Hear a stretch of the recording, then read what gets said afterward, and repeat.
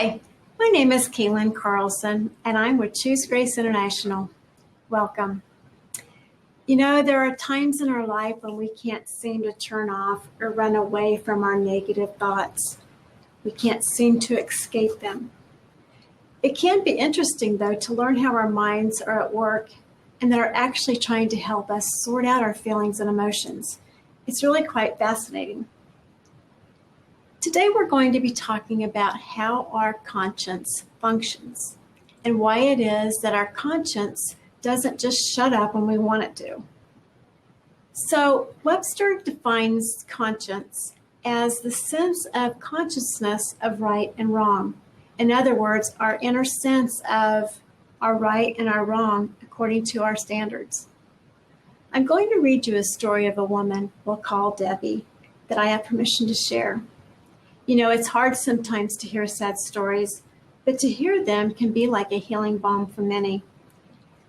For me, knowing I wasn't alone in my pain and suffering made a huge difference in my life. And I like what Gail Sheehy says about the use of stories when researching a topic. She says, research always begins for me with the revelations that come out of real life stories. We're going to read about Debbie's real life story. She says, no one told me at the time that I would suffer major depression, suicidal thoughts that led me to an attempted suicide, and that it would carry over to other pregnancies, such as crying and guilt, etc. She says, I wasn't given a choice other than abortion. My mother simply took me to an abortion clinic, and they spoke mainly to my mother. No one set me down and told me I had other choices. She says, abortion turned a 14-year-old girl, schoolgirl, into a suicidal teenager that lived with feelings of guilt, rejection, and helplessness. When I got married and became pregnant, I cried constantly over the baby I killed. I was an emotional wreck throughout that pregnancy.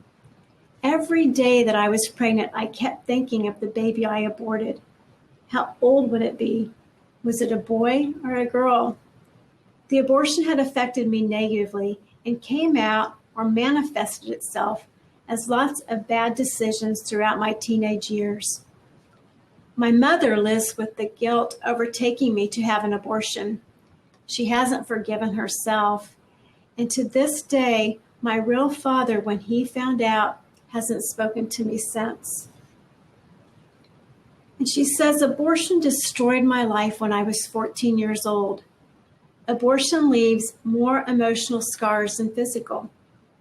I felt alone, isolated from my friends and family. When I was pregnant and married 10 years later, every day I cried over the baby I killed. I cried every day. After my abortion, I started doing drugs, sleeping around, and tried to commit suicide. There isn't enough room here to tell you the full extent that abortion has had on my life. And this is not the only story we have. And for all of the Debbies out there, I'm so sorry for your loss. And I understand some of us fear that if we would ever start talking about our abortion or abortions, that we will never be able to stop crying.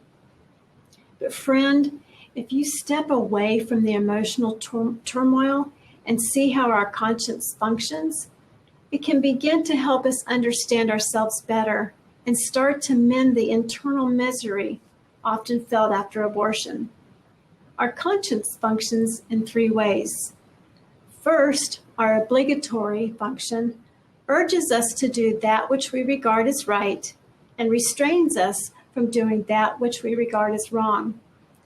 The second function, judicial, passes judgment upon our decisions and acts. This is what creates in us the sense of guilt that we did something bad. And if left unchecked, our executive conscience takes over, and it executes its judgment in our heart and soul. It condemns actions when in conflict with our conviction by causing an inward disquietude, distress, shame, and remorse.